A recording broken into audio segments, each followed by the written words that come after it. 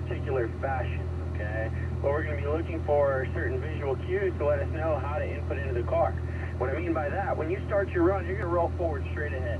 You're going to be scanning directly out that driver's side window. And what you're looking for is a visual cue of all four of these cones to actually line up and make a perfectly straight line.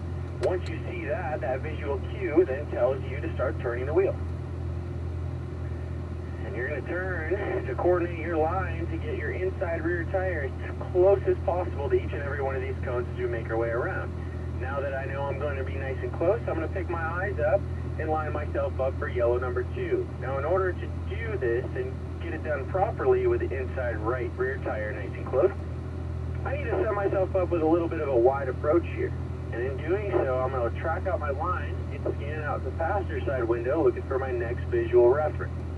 And that visual reference is for 2, 4, and 6 to make a straight line. Once I see that, I know to then turn the wheel. So we're turning at the visual cue as soon as our eyes recognize the information. Not before, not after. Now, here I've got a little bit more information that's becoming used to me. The orange number 1 cone is the cone that I have previously gone around.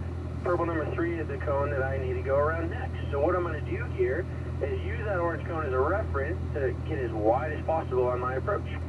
So I'm going to line up alongside the number 1 cone, track out my line, and scan to the left, looking for that same visual cue of 3, 5, and 7 to make a straight line to let me know when to turn the wheel.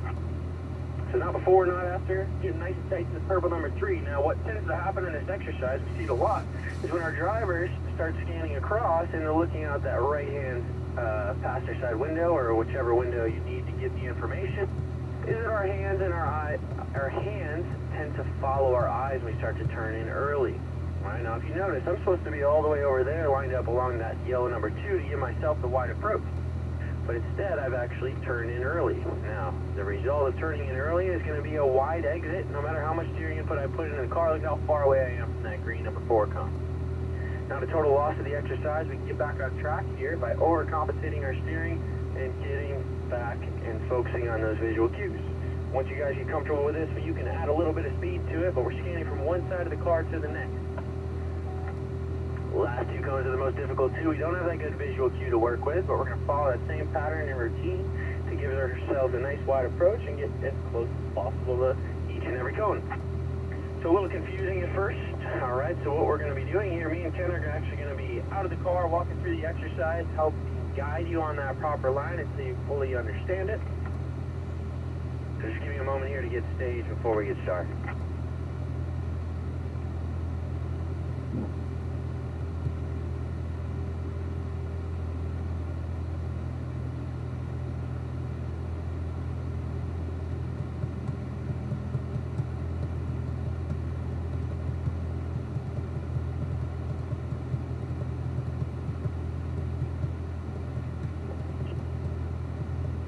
Okay, so Mitch, if you would pull on up to the starting area, please.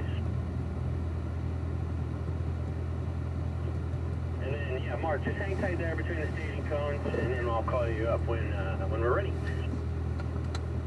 Okay, so what we're going to be doing here, cruising through in first gear, just kind of idling through, no brakes here, trust your judgment, nice and smooth.